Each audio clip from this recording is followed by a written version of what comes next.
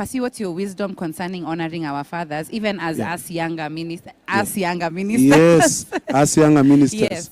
You know, what comes to mind when I hear about honor and honoring fathers is what Apostle T spoke about when he began, and he gave an example, not an example, but a statement. He began with a statement of Dr. Mike Murdoch. And Dr. Mike Murdoch said, the world has embraced the principles of Christ and rejected the principles of the world. Yes. Now, dishonor is a principle of the world. That's right. You know, you'll go into a bus and this dear old grandmother or lady has come into the bus. Maybe she's late and she couldn't wait for another bus. Now she has come in. And all these young people, will some not of even them, stand up. as young as her grandchildren, will not stand up, will not just give her honor, you know. And he said that whereas the church now has embraced the principles of the world and rejected the principles of Christ. Oh my now, God. that is the beginning. Blossom Diaspora Media, testifying to the good news of God's grace. Naturally, isn't it? We honor. I like that, Percy. We honor our parents. We don't call our parents by their name. Oh, you know? My gosh. I've even gotten scared when I think about calling my dad by his name. Atanimaliza. For me, nimeshtuka when I think of calling my mother you by can't. her name. And mom, if you're watching, please allow me today to call you by name. Her name is Wajogo. You know, Wajogo. But it can never come out of my mouth. It can never come out of my mouth. And it's not even just to our parents. It's even like another person's parents. I can't refer to them as their parents. Because African culture is communal. So we are raised by many. Absolutely. And when we were growing up, as long as someone is as old as your mom, she's your mother. She's your mother. That's right. And if you mess up and your mother is not around, she's your going to mother spank also. you and then later report you to your mother for who will another again round spank too. you, and then daddy will come and give you the final beating. So dishonor is a principle of the world, and we need to do away with it. We need to embrace honor. We need to love, and it begins by first of all honoring yourself. Absolutely. Because you can only give what you have. That's right. So most of the people that are not able to honor others, not just parents, but even, you know, honoring each other among the peers, most of the people that are not able to do that is because they dishonor themselves. Now, when you dishonor yourself, you have dishonored God. Because you are created in the image of God. So Apostle T said that we refuse to insult our fathers. We instead have made decisions to not only learn from them, but also support them. And minister to them. And minister I think that to also them. spoke to, and I like that his reference was the book of Joel. And he was unpacking it into telling us that there's a rank. So the fathers... Now look, we are almost winding up, and we haven't even gotten into the meat that has just come, the meal that has just been served, which was now Apostle Sego. Yes, Apostle Sego. I think he began us from the other day, on Wednesday, and today he was just beating us up left, right, and center with altars. It was Viboko Kunyorosho. When you think about what he was talking about, evil altars, what comes into mind? What comes to mind is life is spiritual. Life is spiritual. No matter what you do, no matter how you look at it, whether you know it or you don't know it, whether you ignore it or you don't, life is very, very spiritual. And everything you see around the world, around your life, things that are not working, there is some power that is pushing things to be the way they are. And so you need to contend with altars and overcome them. And then number two, there is a level in God. I understood from today's preaching with Apostle Sagoe that there is a level in God you can get into. You become an altar. Such that powerful. Other altars, any altar that is not godly, when you become an altar unto God, then when you meet and encounter those altars, they bow before you. They bow before you. Why? Because you are a carrier of God. You become the altar. You become the altar. Dancing Oyekan said that I am an altar unto God. No other I am a sacrifice unto God. No other altar can accept me. That's right. The devil cannot even receive me because I've been made an altar unto God. Yes. I am a walking altar. Everywhere I am, I'm always in prayer, always in meditation. Yes. God has found pleasure now to dwell in me and to speak to me and to give me the mysteries of the kingdom, because I have become an altar. Oh, I believe that way then, if we can disciple, and I believe there are pastors that are watching, maybe you've not been to Rhema Feast, maybe you're on your way. I believe if we can disciple our people, the people that the Lord has given us, entrusted to us to steward, if we can disciple them and train them in the place of prayer. Remember the example he gave? He said Bishop Mark is a man of faith. Bishop Kefa Omai is a man of prayer, and Bishop JB is a man of. He was a man of the word. A man of the word. Yes. He said, then if we are able to just train our people, disciple the people that the Lord has given us authority to steward, then that way, then they become altars, altars unto God, and by so doing, no other altar can fight them. I love it. I love it. I love it. I love it. Yeah. Now, many of you guys are wondering what are we talking about. If you're wondering, means you've been missing out on the greatest feast of your lifetime. But it's not too late. We are actually just on a short break, transitioning into the next session shortly.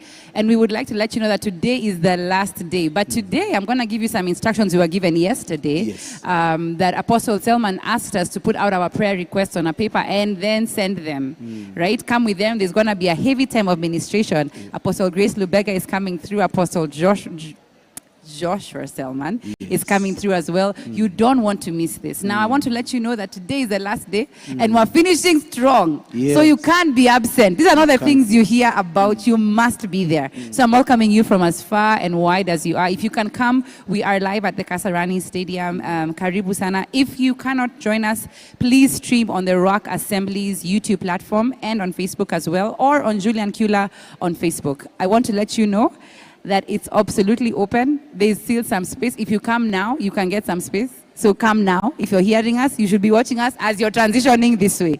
But in closing, I think I made the mistake, Pasi, of not allowing you to tell us where your church is. Well, yes. I'm a pastor with JCC Thika. That's where I am. Prophet Dr. Kelvin Ephraim. Yes. And we've opened, we call it Thika City Altar. In Thika Town. Yes. Where we are doing a different kind of lunch hours. I love it. It's about discipling people, bringing the people of God into a place of reconciliation unto God. And of course, morning glory in Thika Town. Yes. And if you're in Thika, then you can join us. Yes. It is going to be powerful. The Lord will minister to you. The Lord will speak to you. That's where I am from. I love it. You've had it.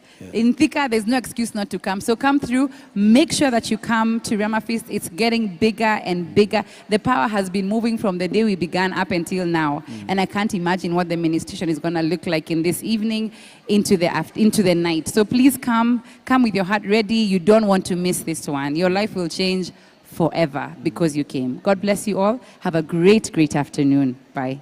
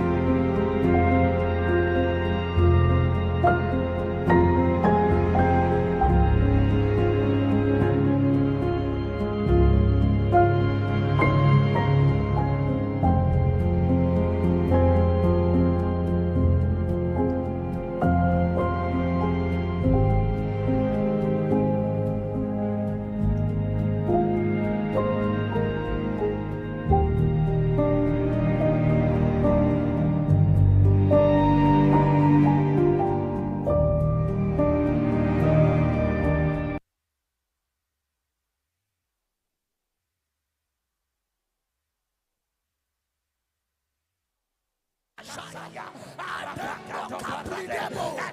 Barus kapora. Ledo berada shanda.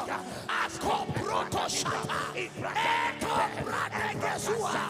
Baros kapeloda. Akoprede varadus. Sedi brahande. Adombe ira suva. Paraside. Arusavile. Paros katela. Rande keporazia. Shanda kaparania. Adomba ligedebe. Aprekasuta baratea. Urakandos katakasara. Sakapalania barasa. Now listen to me. One of the things that we must understand is the language of corporate priesthood. Tell your neighbor, corporate priesthood. And the reason why it's important to understand the language of corporate priesthood is because the Bible tells us that in the Old Testament, only one man once a year would step into the holy place to offer sacrifice. And the Bible is very categorical because it tells us that that one man who was the high priest, he had to have a rope tied around his leg lest he goes into the holy place and the Lord deals with him and strikes him with death, and there was no way to get him out because if you would go into the Holy of Holies you would die. But the Bible tells me that after the death of Jesus Christ, he made us, but the Bible says he made us into a kingdom of priests. So now no longer do we have one man that goes into a place, but we have a congregation. We have many men that can enter where only one man could enter. So you know, if we remember mathematics when we were in primary school, it used to say if one man takes 7 days to cut down a tree, then how long will it take 7 men to cut down the same tree?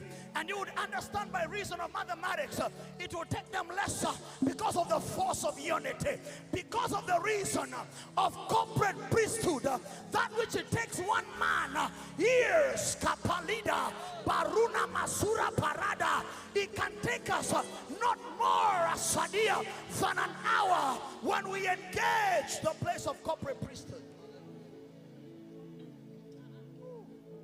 So I want us to hold hands all over this place and begin to engage corporate priesthood. Listen, there is personal priesthood, which is wonderful. But there is another level called corporate priesthood. And when we engage corporate priesthood, we deliver within a short period that which would have taken us long to deliver. Bwana asifiwe. Bwana asifiwe. So I want us to hold hands and begin to release